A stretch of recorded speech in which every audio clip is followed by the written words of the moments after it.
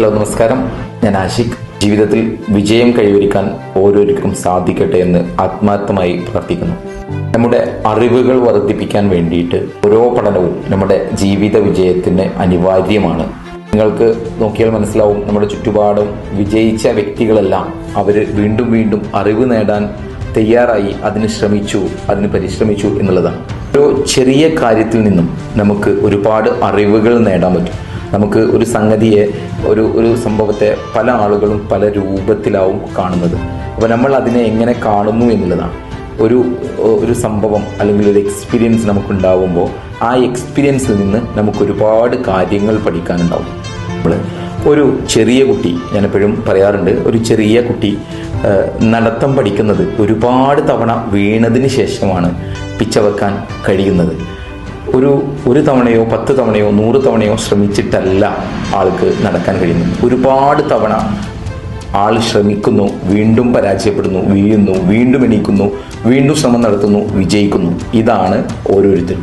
നമ്മൾ ഓരോരുത്തരും അങ്ങനെ ഒരുപാട് തവണ പരിശ്രമിച്ച് വീണ്, വീണ്ടും നടന്ന്, വീണ്ടും വീണ്, വീണ്ടും നടന്ന്, ഓടി നടന്ന് എത്തിയവരാണ് നമ്മൾ ഓരോരുത്തരും. അപ്പോൾ നമ്മുടെ ഓരോരുത്തരുടെ ഉള്ളിലും അതിന് ഒരു കഴിവുണ്ട്. അപ്പോൾ ആ ഒരു കുട്ടിയുടെ ജീവിതത്തിൽ നിന്നും, ആ ഒരു പ്രവൃത്തിയിൽ നിന്നും പോലും നമുക്ക് പഠിക്കാനുണ്ട്. നമ്മുടെ ജീവിതത്തിൽ നമ്മൾ പരിശ്രമിച്ചാൽ, നമ്മൾ ഒരുപാട് തവണ പരാജയപ്പെട്ടാൽ പോലും നമ്മുടെ സക്സസ് ഒരിക്കൽ നമ്മുടെ മുന്നിൽ എത്തും എന്നുള്ളത്. അതിന് വേണ്ടിയിട്ട് നമ്മൾ ചെയ്യേണ്ട ഒരു ടിപ്സ് നിങ്ങളുടെ മുമ്പിൽ അറിയിക്കുന്നതിന് വേണ്ടിയിട്ടാണ് ഞാൻ വന്നിട്ടുള്ളത്. നമ്മൾ ഏത് മേഖലയിലാണോ പ്രവർത്തിക്കുന്നത് ആ മേഖലയെക്കുറിച്ചും ആ മേഖലയിലെ ഉൽപ്പന്നങ്ങളെക്കുറിച്ചും നമുക്ക് വ്യക്തമായ ധാരണ ഉണ്ടാവണം. അതിൻ്റെ ബേസിക് ഡീറ്റെയിൽസ് നമുക്ക് അറിഞ്ഞിരിക്കണം. ഇന്നത്തെ വോയിസ് അതിനു വേണ്ടിയുള്ളതാണ്. പാലുൽപ്പന്നങ്ങളും വിതരണം ചെയ്യുന്ന മേഖലയിലുള്ള നമ്മൾ അതിൻ്റെ ബേസിക് കാര്യങ്ങളെക്കുറിച്ച് അറിഞ്ഞിരിക്കണം. പാല് പ്രധാനമായിട്ടും അതിൻ്റെ ഫാറ്റിൻ്റെ അടിസ്ഥാനത്തിൽ തരംതിരിച്ചിട്ടുണ്ട്. 0.5 ഫാറ്റ് മുതൽ 1.5 ഫാറ്റ്, 3 ഫാറ്റ്, 4.5, 6 ഫാറ്റ്, ഇങ്ങനെ പല കാറ്റഗറിയിലായിട്ട് പാലിന് തരം തിരിച്ചിട്ടുള്ളത്.